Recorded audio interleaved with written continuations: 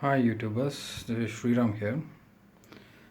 Today I'll be discussing a problem that I've been working quite some time. So I've been owning this amp for close to 20 years now. The amp had a problem a few days back. It had an input selector, an Alps input selector 1017, which failed miserably. I tried fixing it, but it didn't work. So this is the actual let me zoom in. This is the product that was there in the amp. This is basically an input selector with a motor. So when the user tries to change the source input, the motor spins and then locks the input. So basically this is like a, a motor driven by a microcontroller that is fitted behind the front panel down here, behind this. So this device was kept somewhere here. It was somewhere here like this. So I tried changing the gear in the shaft and other things, but things didn't work so well. So I tried to solve this problem, but there are multiple ways you can solve this. One is when I went to the internet with this Alps motorized input selector issue, there were many people who were having this issue, and people were saying that you can directly take one input and bypass it to the direct power amp terminals, or you can use an external input selector and directly connect it to the amp source input somewhere here. That is somewhere here. So I decided not to use any of those techniques because that will basically spoil the originality of the amp. I don't want to spoil the originality amp. Not only that, the remote control will stop working, and all the motorized volume control from the remote, everything will stop working. So I don't want to bypass anything. I want to retain the original settings and how it came from the factory. So what I decided is to solve this problem electronically and with the software, so that there is no mechanical issues going forward. So basically this is a mechanical device that was working. Of course the amp is now 20 years, and it was earlier owned by one of my friend, and it is close to now 23 to 24 years now. So what I did was I decided to come up with a circuit which had a microcontroller, basically an ADMega 328P, that is here, and a couple of other few passive components, and work it that way. So what happens here is this device has got three set of disks. Basically the first disk, this one, is the positioning disk, and this is for the left channel and this is for the right channel. So this positioning disk tells the microcontroller that is on board in the amp that where the cursor is now. Basically a disk is nothing but one you can see here. Let me zoom in. You see the gray part there, that is the disk. See, it has got copper perforations on it. So as the disk rotates, the contact is made internally from one lead to the other. So this first disk tells the microcontroller where the pointer is pointing to. Based on that, the microcontroller behind the front panel decides what is the source input that is presently connected. Say once the user starts spinning the input selector or from the remote, the disk will start rotating. That is, the microcontroller will send a pulse to the motor, and the motor will start spinning in whatever direction the microcontroller says. Now I totally don't know why this was kept inside, because at that point in time in early 90s or mid 90s, this was the state of the art that was available.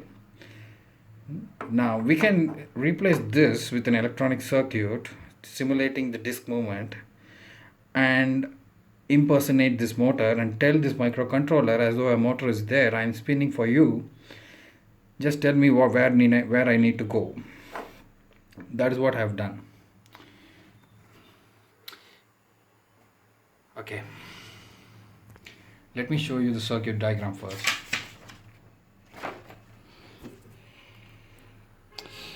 As you can see here, we have the heart of the circuit, which is the ATmega 328P, connected to a shift register, this one, and the output of the shift register is connected to the disk 1 rails.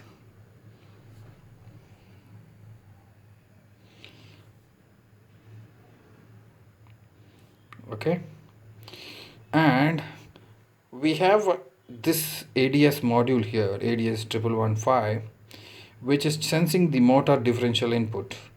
So basically the direction of spinning of the motor is determined by the polarity of the supply that comes to the motor. It is not with respect to ground or with respect to VCC. It is basically a differential voltage that is coming from the motor driver circuit. So typically the built-in ADC of ATmega works with respect to ground. Now what if the polarity changes? So we can't use it. We can't use the inbuilt ADC. So the ADS 1115 comes with the differential input ADC. So I've used that and I've connected to the serial data and clock I2C inputs here.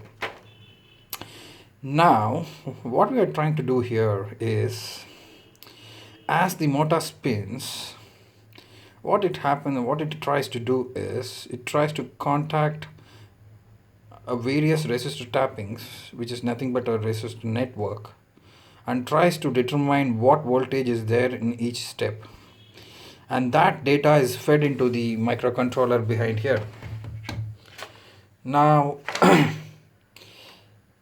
I can give you an example. Say for example D0 all the way from D7, and this is D10, D8, D9 and D10.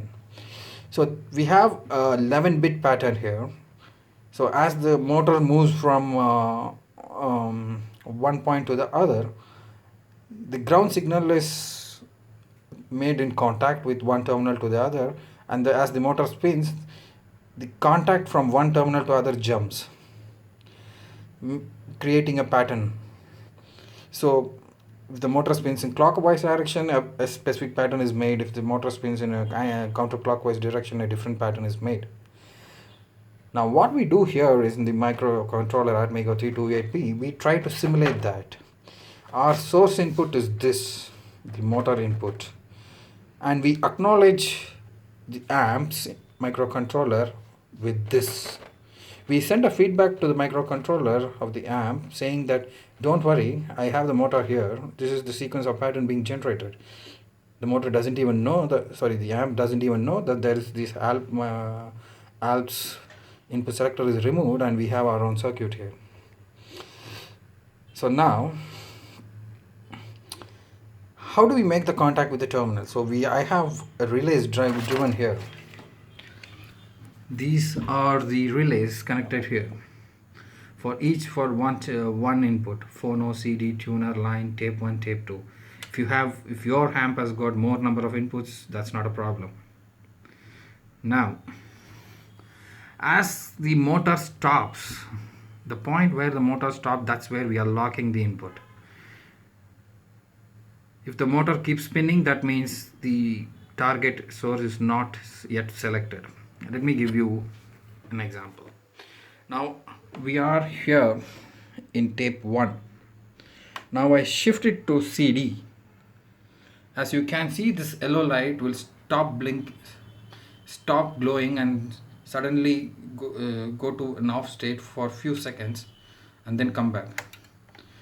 As you can see, these relays are clicking. I'm not going to play any music because of copyright issues, but the circuit is working perfectly fine. I have tested all the inputs.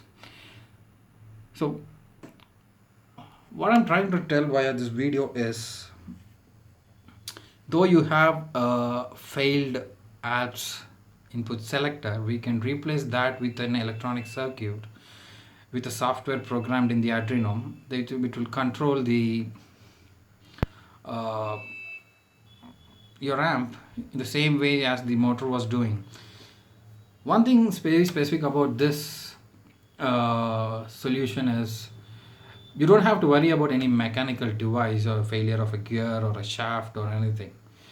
This circuit will continue working as long as the components are stable and nothing fries away. Hope this video was useful. I'll post the circuit and the Arduino sketch in the link. Actually, I'm working on the KiCad schematics.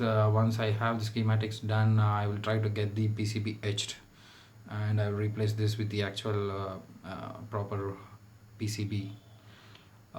Thanks, YouTubers. Thanks for your time.